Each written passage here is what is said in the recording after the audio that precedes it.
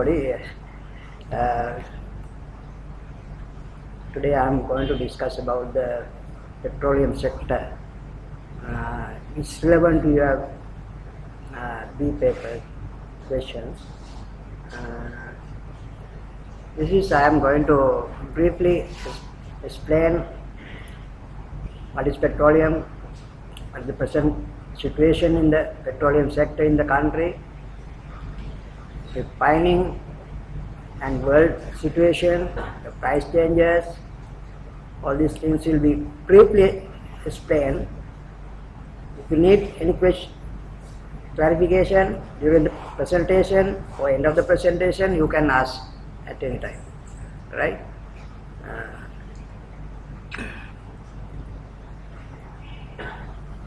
As you all know, energy is related to economy and environment, and also it is a very important factor, the sustainability. That is, by sustainability is that meet the present day needs without compromise the ability to meet future generations' need. So, like all the others commodities, energy also a very important factor in the economy, and we have to maintain this commodity for the future generation to use. Let's have a look on the world situation. World energy consumption in million barrels per oil equivalents, it comes to about rank number 1 oil, then natural gas, coal, hydroelectricity, nuclear and other renewable. Oil and gas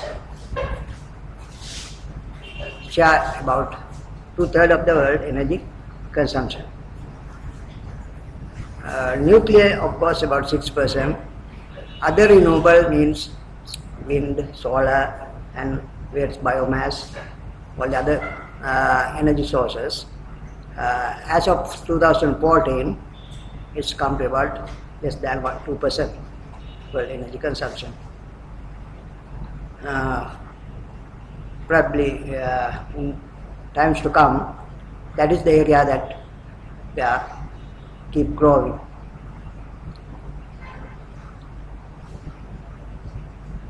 From the liquid petroleum oil, about 55% of the liquid petroleum oil used for transportation. That is surface transportation, sea and air. When you categorize into the user sectors, industry use overall about 27% of the total energy. Transport sector, from the total it's about 28%, but from petroleum it's 55%. Residential comes to about 36%, and also non-energy use, petrochemical and various other purposes, bitumen, pharmaceutical, chemical manufacturing, and all this comes to about 9%. That's the present scenario. What is petroleum then? Then you may have heard already. It's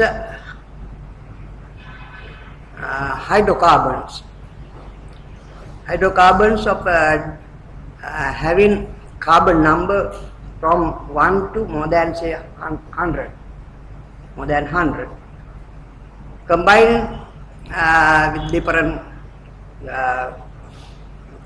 hydrocarbon molecules, and also it's combined with other components, other elements like hydrogen, nitrogen, oxygen, sulfur, present in minute amounts in the hydrocarbon.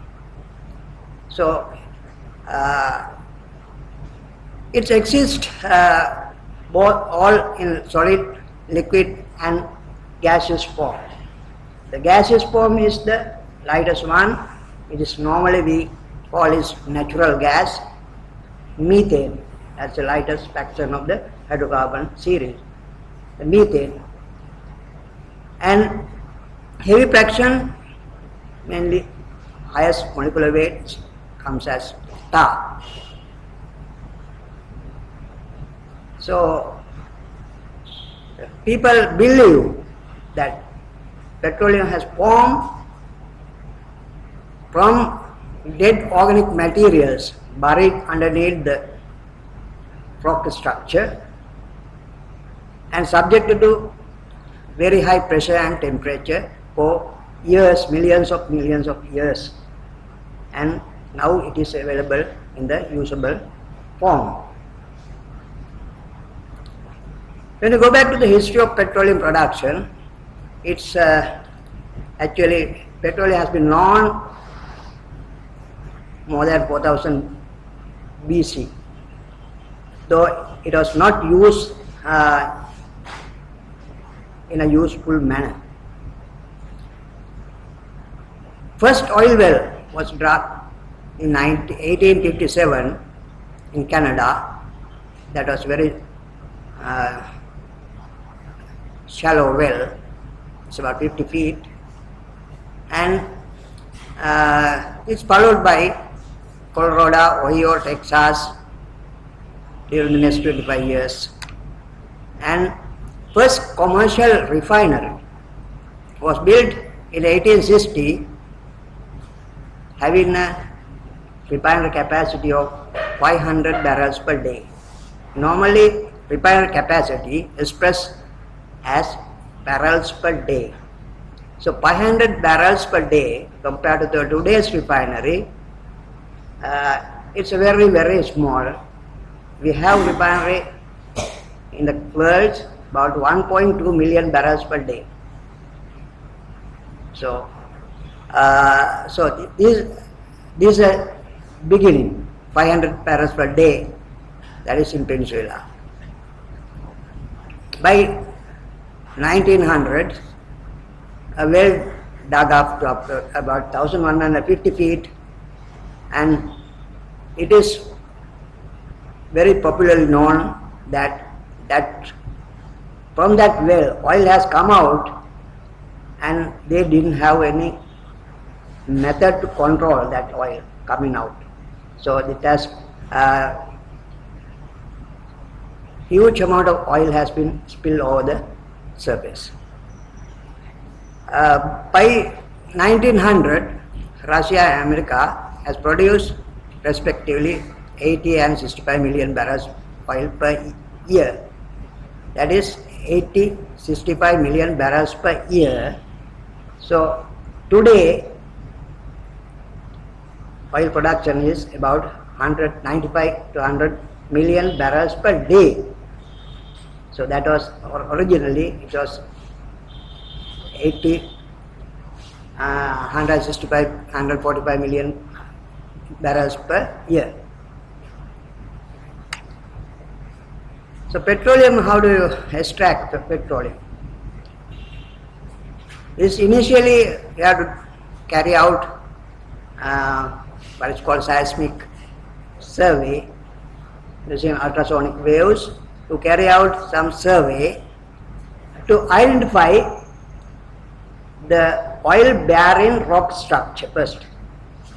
From this survey, now techniques has developed to identify oil bearing rock structure, but doesn't mean that oil is available in that rock structure.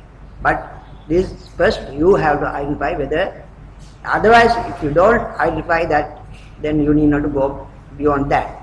First we have to identify the oil bearing rock structure. Then next step is you have to do, once you identify the rock structure, you have some idea about that if oil or gas is available in that rock structure. Then to find exactly whether the oil or gas is available, you have to drill a hole, right? Then only you know exactly whether oil or gas is available. Then once you identify, once you witness oil or gas is available, then you have to evaluate or estimate how much oil or gas is available in that source, whether it is economically viable to extract. Then economically viable only you go for real production process. The production process involves another round of drilling and extraction. So once you do that part only, you can extract oil or gas. Once you extract oil or gas, then you can't use as it is. It's not in a usable form. So you have to refine it until you get the usable product like kerosene, diesel, petrol or natural gas. Crude oil, when you extract from the oil well, first what is called, you have to do the pre-treatment process to stabilize. That means along with the crude oil, you don't get pure hydrocarbon only, or crude oil rich in hydrocarbon that can make gasoline or diesel. It contaminates with other impurities. We call it impurities like water, salt, hydrogen sulfide. Then first step is to remove this unwanted material from the crude oil. Similarly, when extract gas, that also contaminated with some other impurities like hydrogen sulfide, carbon dioxide, like that. So first step is to remove all these components at the well site.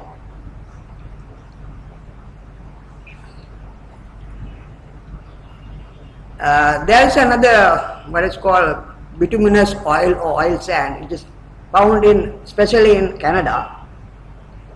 That is very poor quality hydrocarbon materials, but still they can extract and use profitably when the price is going high.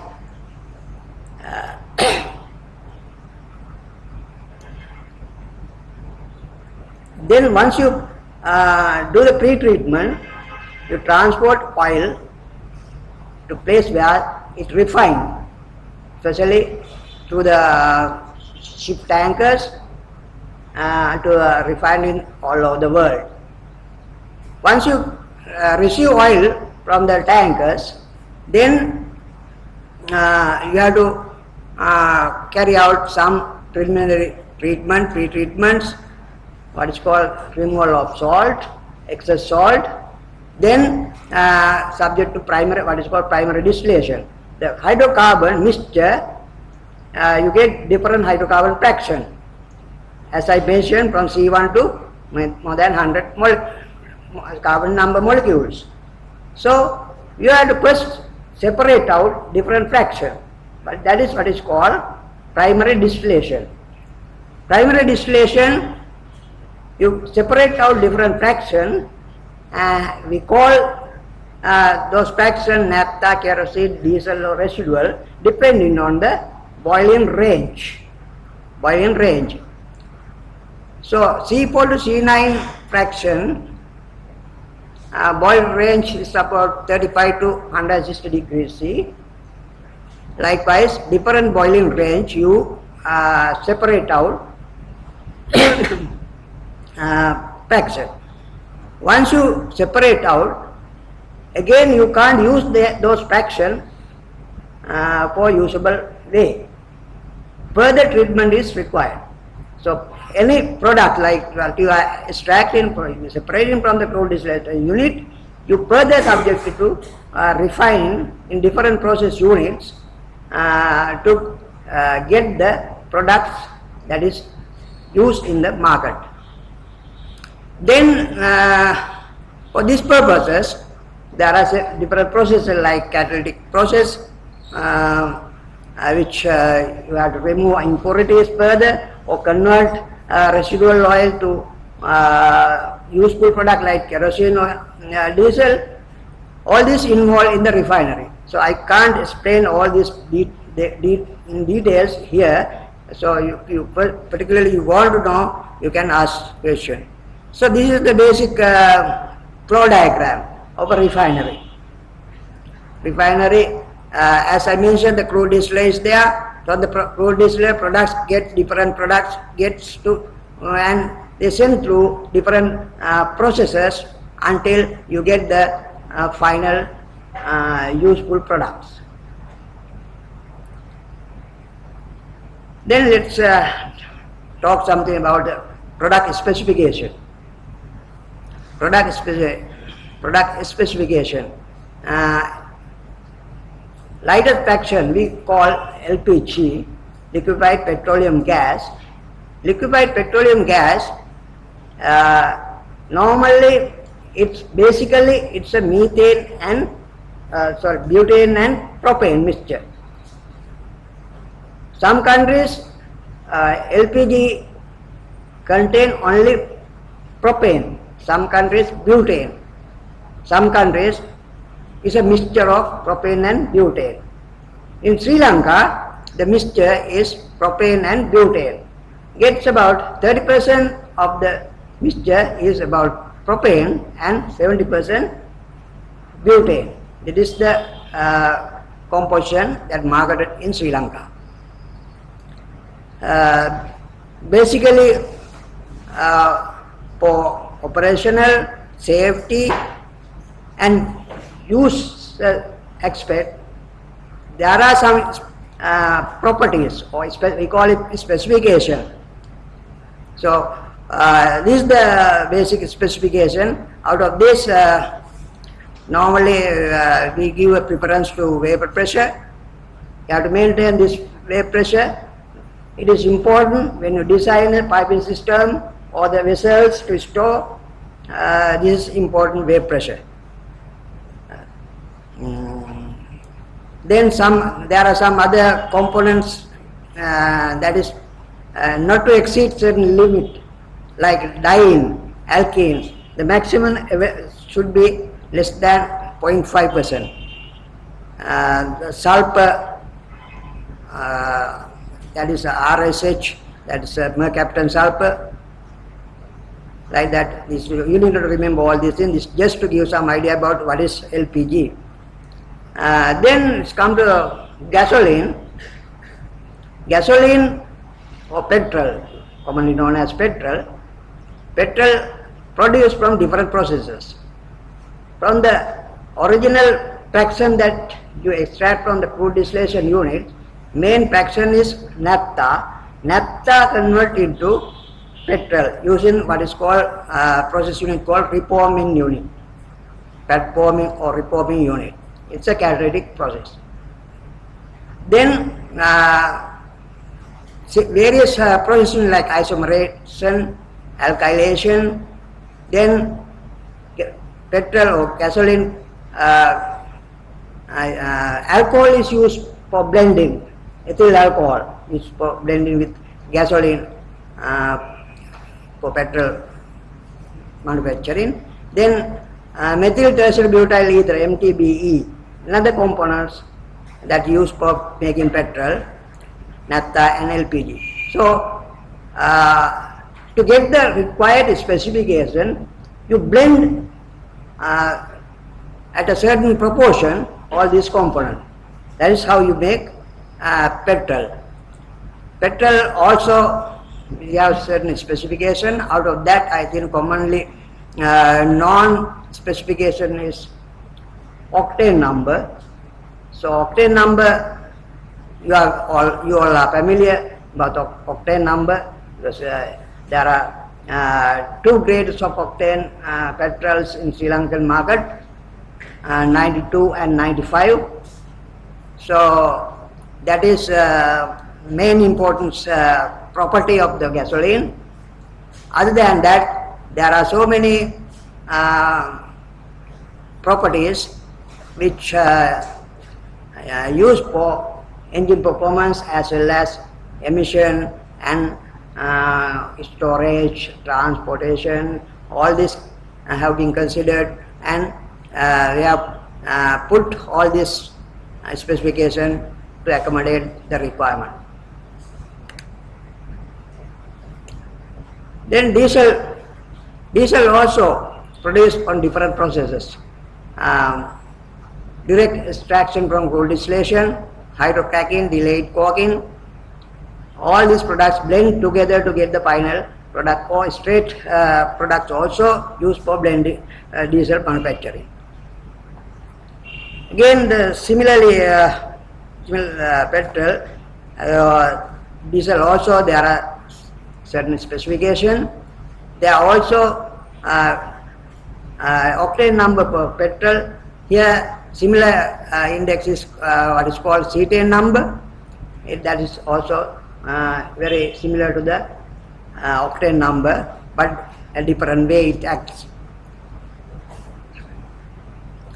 Other main component is diesel is sulfur. In our market, there are different grades of sulfur. Earlier we used super diesel, low sulfur diesel. Now we have diesel category called 4-star diesel, then normal auto diesel. That is mainly categorized according to sulfur percentage.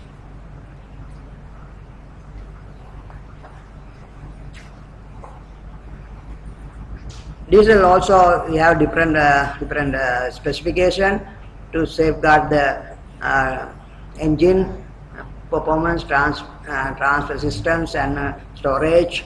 All this, there are so many specifications covering all the aspects of the diesel handling. So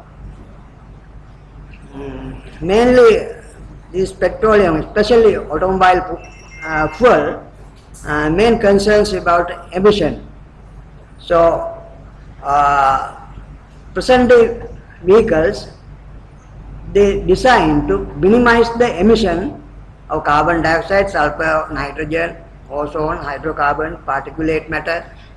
So new vehicles comes with the comes equipped with equipment to minimize emission from the vehicle to safeguard the environment. So modern vehicle, there are some limits, of course, especially in the European regions and America. They have to comply with this specification. So you have to maintain different strictly this specification so that emission is minimized from the vehicle. But I think you may have heard about a recent incident. Volkswagen, they have cheated, or they have bypassed the emission system. When they tested, it's okay, but normal runs, it is emitting high percent of nitrogen dioxide. So have you heard about that? The recent things, they have brought back all the vehicles, about millions of vehicles, back to the factory, and they have apologized for their own mistake. Actually, this is not a mistake, they have purposely done.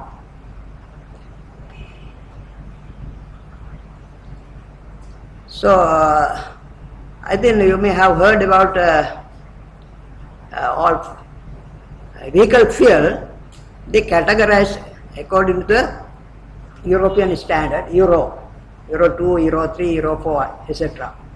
So this is a vehicle standard based on the emission. vehicle standard based on the emission. So now most of the European vehicle has gone up to about Euro 5, 6 level.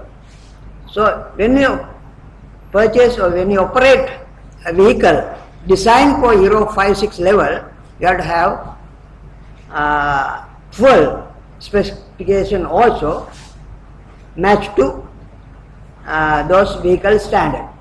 So when you buy a vehicle, you have to check whether the vehicle, what category of fuel you have to use.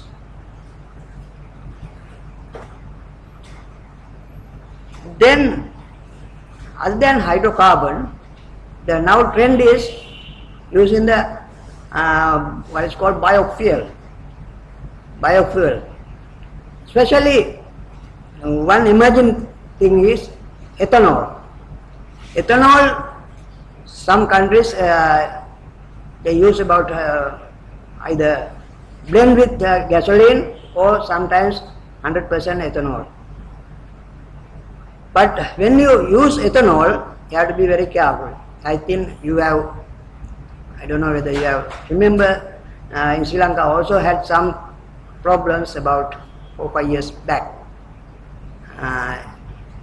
So gasoline mixed with ethanol has given great problems for many vehicles in the country. That is you can use ethanol, but you have to be very careful in using the ethanol. If it's blended with water, there will be a lot of problems. It won't work properly.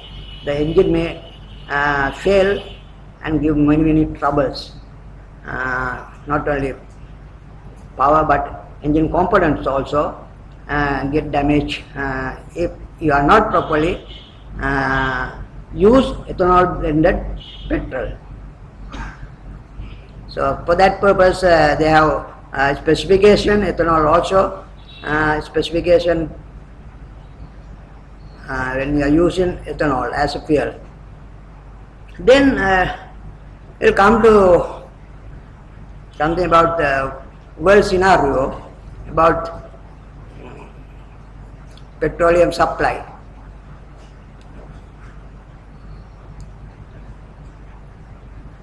So during the last say 7-8 years, there is not much of growth in petroleum because there are some other substitution also coming in. From 2007, total world petroleum demand was about 85 million barrels per day, and by 2015 it is about 91. So very small growth during the past few years. But when you compare to about 30-40 years back, from 1970 to say 2010, petroleum consumption has gone about 4 times. But during the last few years, it's sort of slagging, not growing that much.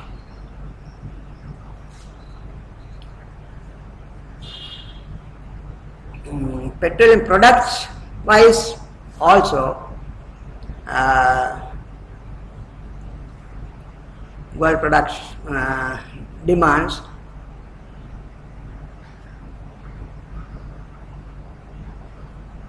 follow the same pattern, and for the next 10 to 15 years it will end up say 110 barrels per day, million barrels per day. Then this is an interesting thing, oil reserves. Oil reserves. Now many believes oil will last only another 40-50 years. So after that, what happened?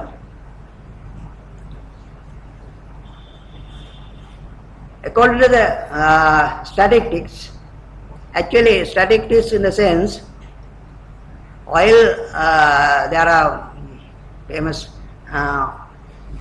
statistics from British Petroleum. They give all the information about the petroleum, historical information. They give prediction also. So last, when you take about the present oil reserves and production rates, we call it reserved production rates. Reserved production rate, it's about 40 to 50 years.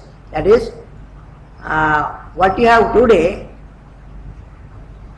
at the same rate if you consume, it will end up another 40 years time. That is how they predict. But real situation,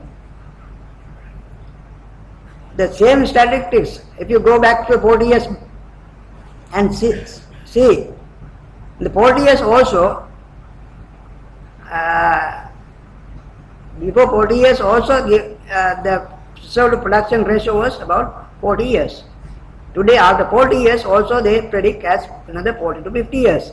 Despite the fact that during the last 40 years the consumption has increased by fourfold. So during that 40 years period, consumption has increased by fourfold. Still the reserved production ratio today, they say 40-50 years. What is the reason for that?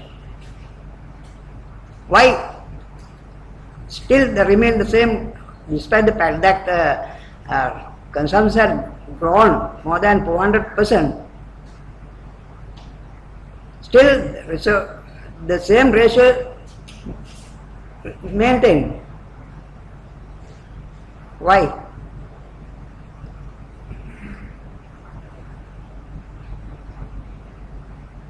That is, if your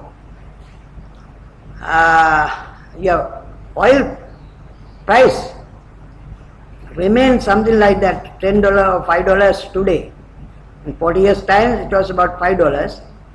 If it is remained at the same price, there is no oil today, because the cost of production is increased.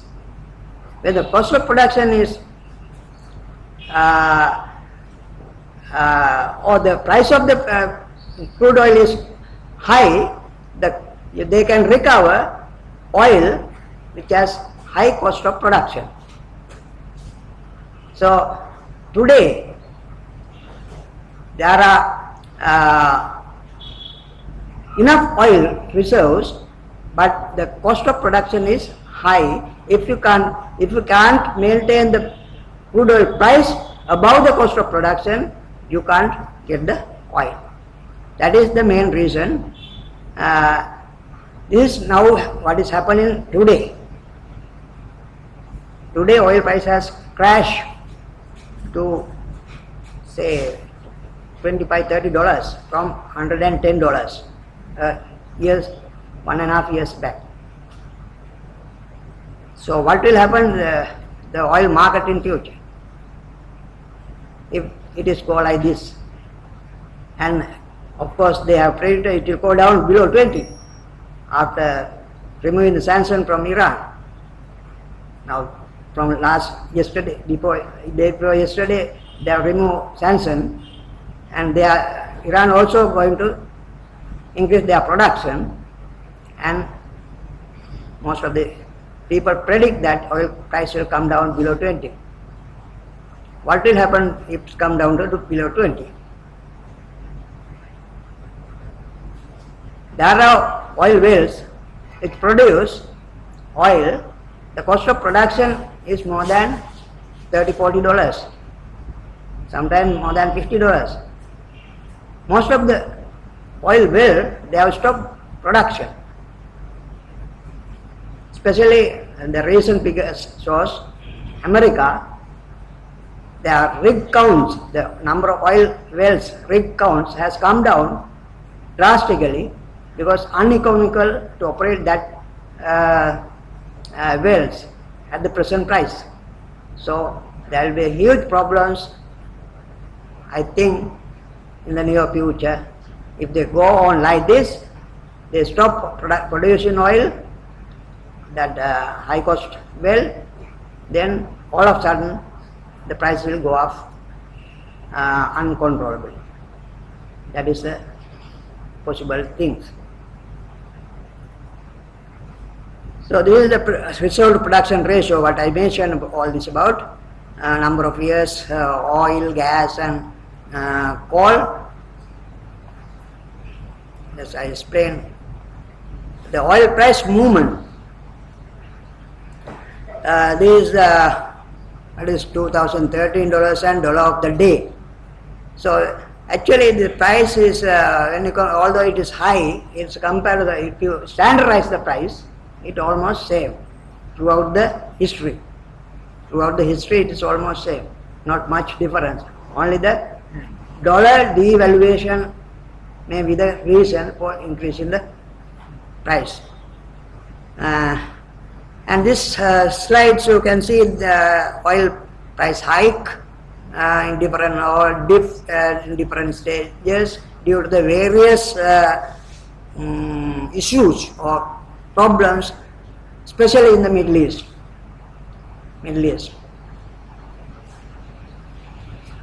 War between countries and various other problems cause different oil prices. This chart can see this, I put there to compare the Sri Lankan rupees. The Sri Lankan rupees also has followed the same pattern. That is also, it's compared with the dollar. Actually, in terms of rupee,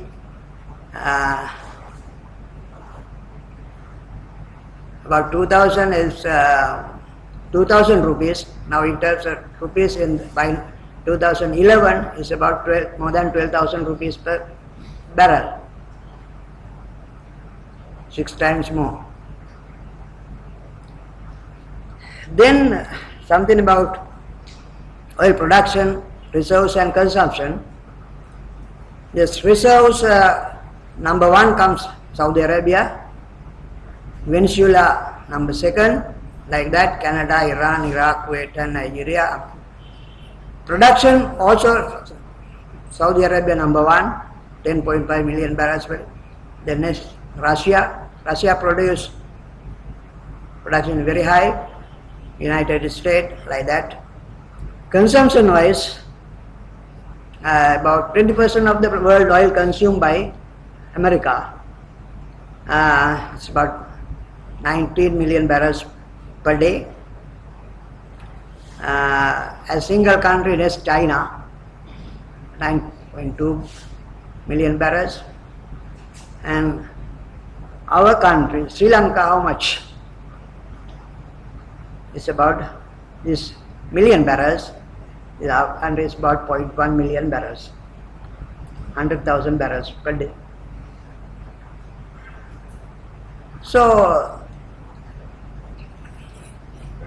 when you compare the electricity generation, this slide I put get some idea about most of the countries electricity produced from coal. China, about 75% of their electricity produced from coal. India, 72%. USA, of course, they produce 38%, but their nuclear energy is 19%.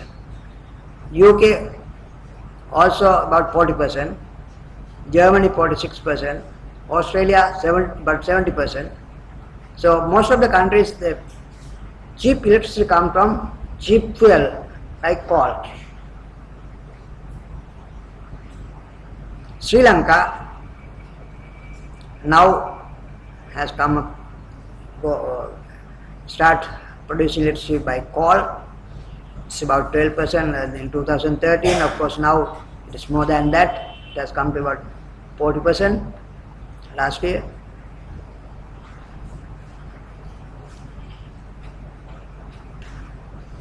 Then let's talk about what is petroleum sector in Sri Lanka.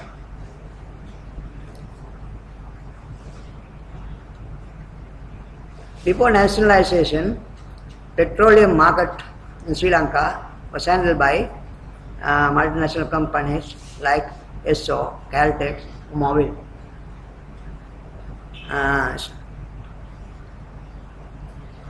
In 1961, petroleum sector was nationalized and start Petroleum Corporation to distribute, import, produce and distribute petroleum products in Sri Lanka under the Act number 28 1961. Then petroleum sector was further liberalized in 2002 to facilitate other players to come and market petroleum products. This resulted Indian oil corporations come to Sri Lanka and start marketing petroleum products, especially transport fuel. So this is the background of the petroleum sector in the country. A refinery was established in 1969 because originally petroleum products, all petroleum products are imported and distributed. In 1969, Sabkaskanda refinery was established and all the products required in the country was produced from that refinery. And of course, there are huge saving on foreign currency by refining locally rather than importing petroleum products from abroad. So it was said that about 25% of the foreign exchange cost incurred would have been saved using the refinery. So this is the petroleum consumption pattern in Sri Lanka. Highest demand is for diesel, then comes to fuel oil. Actually fuel oil mainly because of the fuel oil consumed for power generation, otherwise fuel oil consumption is not that much.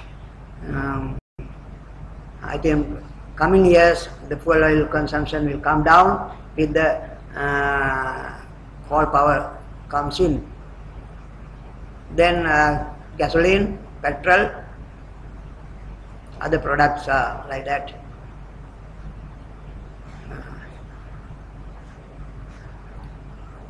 Here again, petroleum consumption wise, sector wise, you compare, the transport sector is the highest consumer.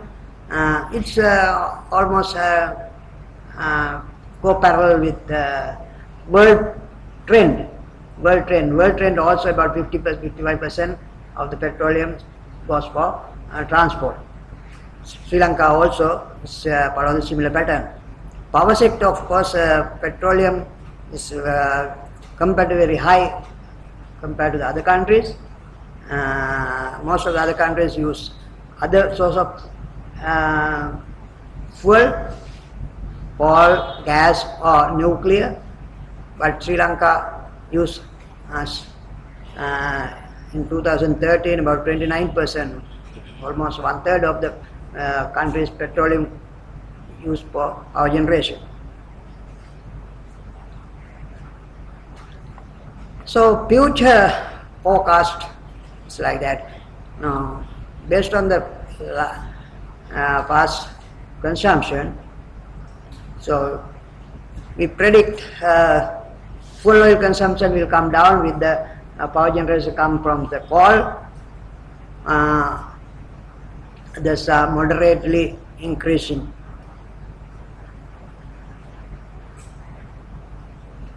So this again I mentioned earlier in the this slide in different manner. Diesel is the highest consumer.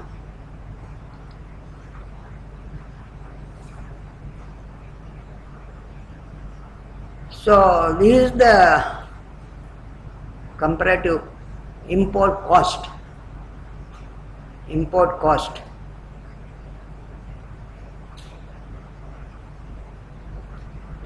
By 2002, import cost is about $600 million. $600 million. By 2011, it has gone up to about $5,000 million. So this is the point where we have to be concerned. Our import cost for petroleum is almost about 50% of the country's export earning. 50% of the export earning goes for import of petroleum products. That is a huge amount compared to the other countries. Oh, we don't get enough export income. We spend more for import of petroleum products. And also it is dramatically increased from 600 million to 5,000 million US dollars during the last 10 years period. Of course, now these days it has come down from 5,000 to almost half now. Again, other commodity price also, export items also has come down. So this I show this slide in different way. So this will come to something about the refinery. Now we will talk about the expansion of the refinery. Present, the refinery production is only about 1/3 of the country's demand. Balance is import, refined production, supply. So talks are going on for several years to implement or increase the existing refinery capacity. Present capacity of 50,000 barrels to about 100,000 barrels per day to meet the country's total requirement for refining local. Actually, this is a very attractive project. You can save huge amount of foreign exchange, about $300 million per year, by locally refining petroleum crude oil, imported crude oil, and supply the local demand from locally refining petroleum products. So these crude oils, present refinery produce almost about 40% of the crude oil barrels comes as a residual oil, which is marketed at very low price, about $10–15 lower than the crude oil price. So that way, refinery can't operate profitably. Therefore, main reason for that is high percent of residual oil, because we have not gone for modern day technology to convert high residual fuel into high percentage of residual fuel into valuable product like diesel, petrol and kerosene. So if you go different production technology, you can bring down your residual fraction less than 5% and convert all the crude oil barrels into valuable products like diesel, petrol, kerosene. So this is the purpose of modernizing the refinery. So that purposes, different process units, I don't want you to remind all these things, but this is how this original one and the proposed one. Original one, we don't have much of the conversion process unit like CCR, isomerization, hydrocracking.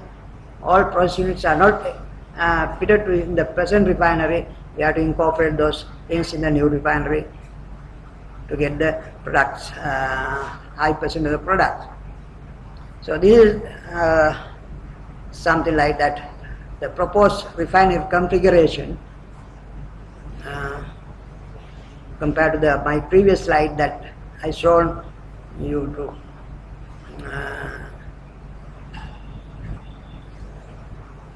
So this is the advantage of going for a high technology. You can get high percentage of profit or high margin per the barrel. Present we are here in the hydroskimming refinery. Then different process unit incorporating, you can increase the margin of the crude oil barrel.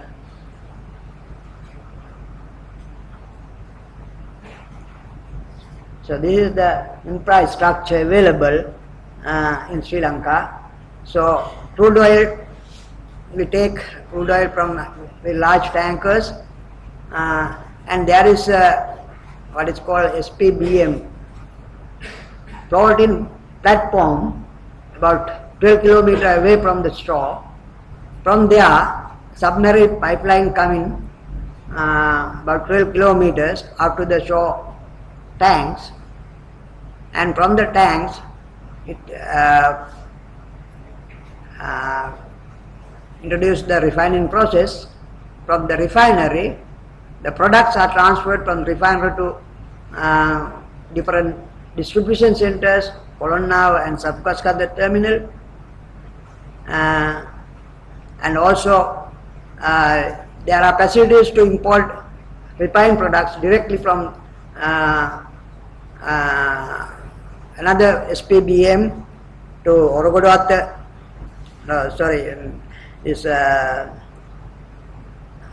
It's not mentioned, Muturajala tank farm.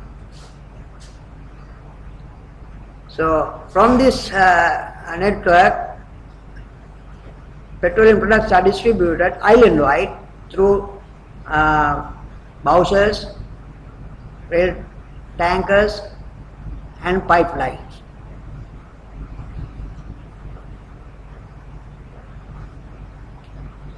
So this is the refinery, why we need to have a refinery.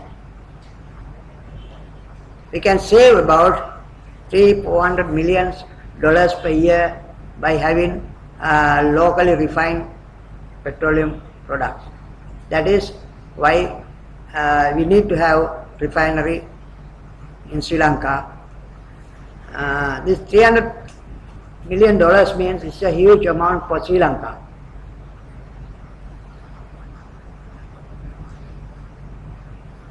Just again, let me talk a little bit about oil exploration in Sri Lanka. So, up to 2003, exploration activities also vested to the Sri Lanka Petroleum Corporation. In 2003, Act was brought up to establish petroleum resources section, and they took initiative to explore the petroleum, especially in the Mana basins. Again, they contracted seismic survey to a Norwegian company, and they have come up with some positive indications.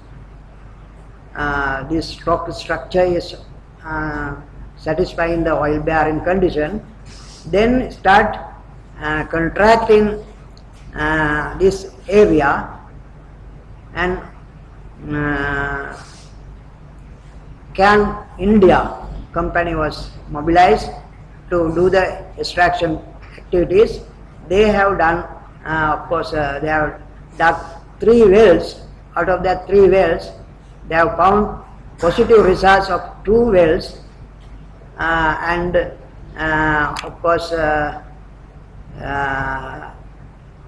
have done the commercial evaluation also, but still they have to go for the extraction.